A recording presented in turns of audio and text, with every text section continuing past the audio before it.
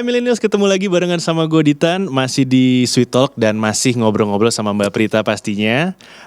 Hai Mbak. Oke, masih ada di situ ya. Oke. Masih. Ini sesi terakhir. Tadi sempat di sesi awal kita ngebahas tentang ini menghadapi pandemi ini harusnya ada protap khusus lah untuk dunia syuting, gitu kan. Kalau menurut lo sendiri menghadapi syuting ala corona tuh gimana sih menghadapi pandemi ini? Lo udah ada ide-ide? Iya, proses produksinya. Apakah orangnya jadi dikit atau gimana ya? Iya, ini memang lagi dibahas banget di asosiasi sutradara dan di asosiasi manapun gitu. Kita saling bertukar informasi.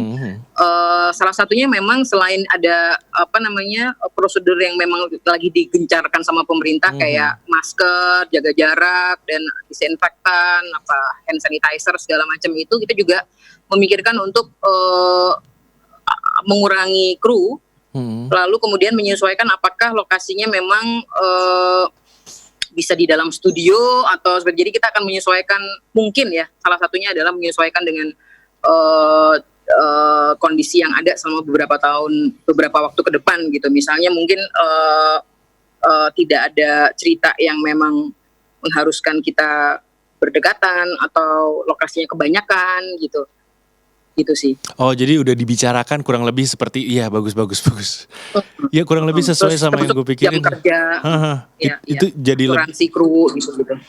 Iya, oke. Ya, oke. Ngejawab beberapa pertanyaan gue sih, Mbak. Oke. Ini ngomongin juga tentang kalau menurut lo apa sih, Mbak, bedanya produksi serial sama feature film? Dari pandangan lo apa nih bedanya? Kalau serial itu kan semua plotnya bisa kita ikutin ya. Kalau feature film kita hanya punya waktu paling lama 2 jam, 2,5 jam untuk bisa menceritakan tentang tokoh ini, tokoh yang memang mau kita ikutin dan kita bisa fokus ke 1 atau 2 atau sampai 4 tokoh yang bisa kita ikutin kalau di feature film gitu ya. Tapi kalau di serial itu kita punya waktu sekali untuk mengulik semua plot yang ada di dalamnya gitu. Walaupun tetap benang merahnya ada gitu ya. Tokoh sentralnya tetap yang akan mengantarkan itu semua, tapi artinya semua plotnya itu bisa kita ikutin, semua karakternya bisa kita ikutin gitu. Dan tentunya kalau serial itu selain bedanya di durasi yang lebih panjang dan lebih bisa dipanjang-panjangin gitu. Iya. Kalau film memang sesuatu yang sangat berbeda tetapi bisa dikerjakan dengan orang-orang yang sama sih. Oke. Lo sendiri lebih milih yang mana, Mbak? Dua-duanya. Gak ada masalah.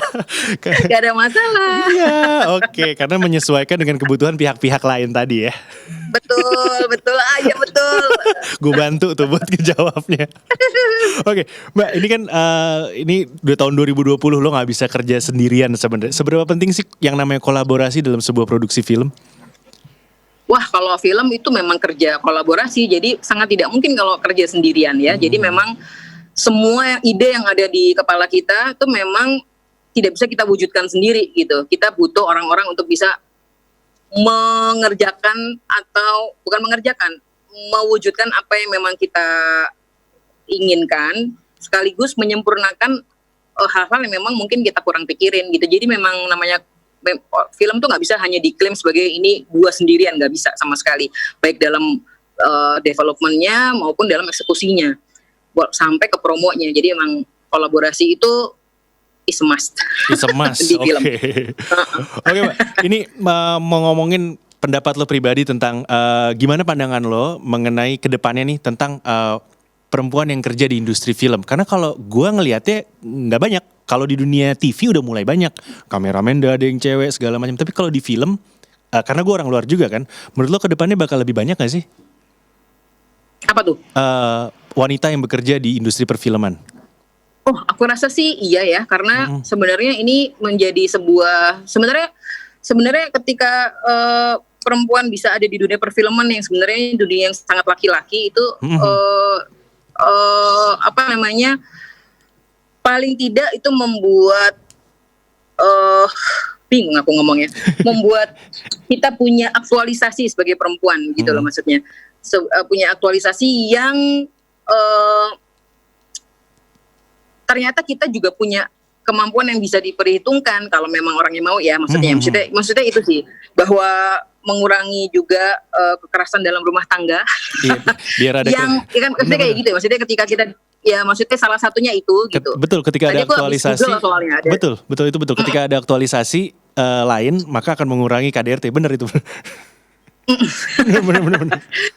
Hal-hal yang semacam itulah, termasuk juga ketika kepercayaan diri perempuan-perempuan yang di luar, di dalam rumah itu juga lebih meningkat ketika kita bisa mengerjakan sesuatu, nggak cuma perfilman ya ini ya maksudnya, tapi dunia perfilman itu kan memang yang sangat-sangat laki-laki, maksudnya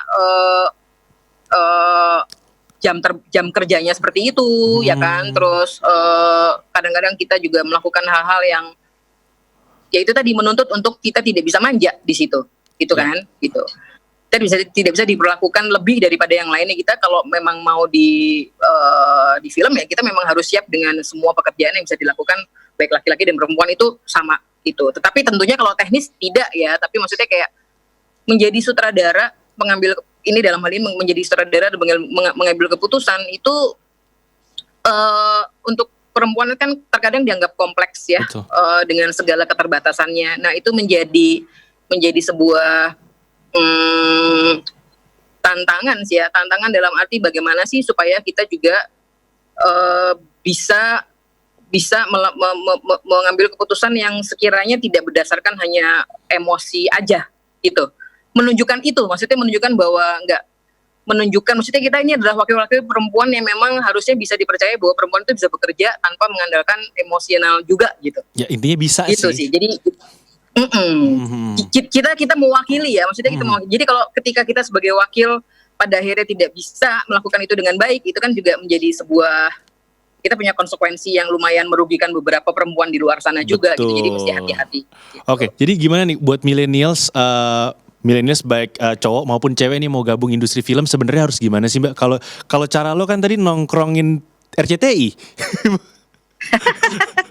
Kalau sekarang menurut lo gimana nih caranya buat mereka terutama perempuan yang mau gabung mungkin sekarang masih kuliah? Iya, sebenarnya masih sama mau perempuan mau laki-laki. Ya, kalau memang punya kemauan di dunia film, ketok-ketok aja. Maksudnya ketok-ketok tuh kita berani menyampaikan apa kemauan kita magang ya kan. Kita magang, coba ke PH, coba ke orang-orang tertentu yang memang punya wewenang lebih untuk bisa memasukkan seseorang ke dalam produksinya sebagai orang yang magang gitu. Itu dari situ sih menurutku. Tapi kita juga harus jelas dulu ya kita mau apa. Maksudnya mau apa tuh kita siap dengan segala konsekuensinya, kita siap dengan segala resikonya, kita siap belajar dan kita siap segala sesuatunya lah, itu sih standar gitu. Dan kita memang harus menyenangi film itu dulu gitu. Oke, ini pertanyaan terakhir mengenai perempuan. Ya. Karena nggak enak cowok nanya-nanya mulu tentang perempuan, nggak enak nih. Oke, untuk sesama perempuan Indonesia, apa nih pesan yang ingin Mbak sampaikan agar mereka bisa mulai juga berkembang di industri film kayak Mbak gini?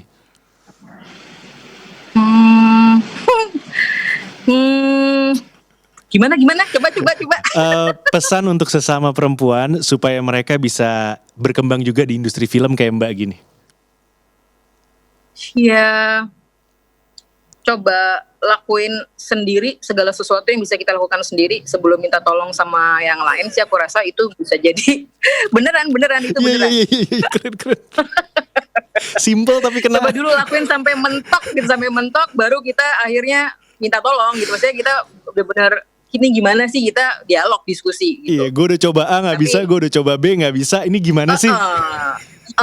Kalau dari awal kita udah kayak itu kan gue perempuan ya, udah nggak usah kerja di film deh kalau kayak gitu. Sarannya simple tapi kena banget. Itu buat saya juga, buat cowok juga lo dengerin yang di rumah ya. Itu buat kita semua. Oke, pertanyaan terakhir, ke depan lagi ada proyek apa sih yang mau ngerjain proyek apa? Iya, aku kayaknya lagi kepengen, ini kan film kedua mau tayang ya, tapi memang ada pandemi ini jadi ketunda, harusnya 30 April. Ada film Surga di Bawah Langit yang mau keluar, terus aku lagi develop satu film tentang kehidupan keluarga Chinese di Semarang gitu. Okay. Jadi orang hidup berkoloni, satu keluarga tapi banyak orang gitu, banyak keluarga besar di situ gitu. Oke, ditunggu karyanya. Dan terakhir nih, kalau misalnya millennials mau kontak Mbak kemana ya? Kalau misalnya mau kontak Mbak Prita?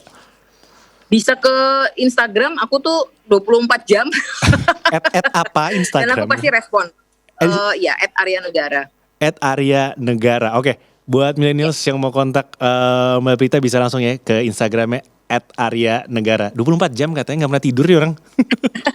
Baik, kalau gitu Mbak Prita terima kasih udah nemenin. Sukses Terima terus. kasih juga, sama-sama. Sukses, Matur nuwun. sukses terus Salam buat semuanya. karyanya. Oke, bye-bye. Ya, dadah. Bye. Oke, millennials, thank you buat udah nemenin. Kita akan ketemu lagi in another episode of Sweet Talk ya di Tan Sudiro signing out. Bye-bye.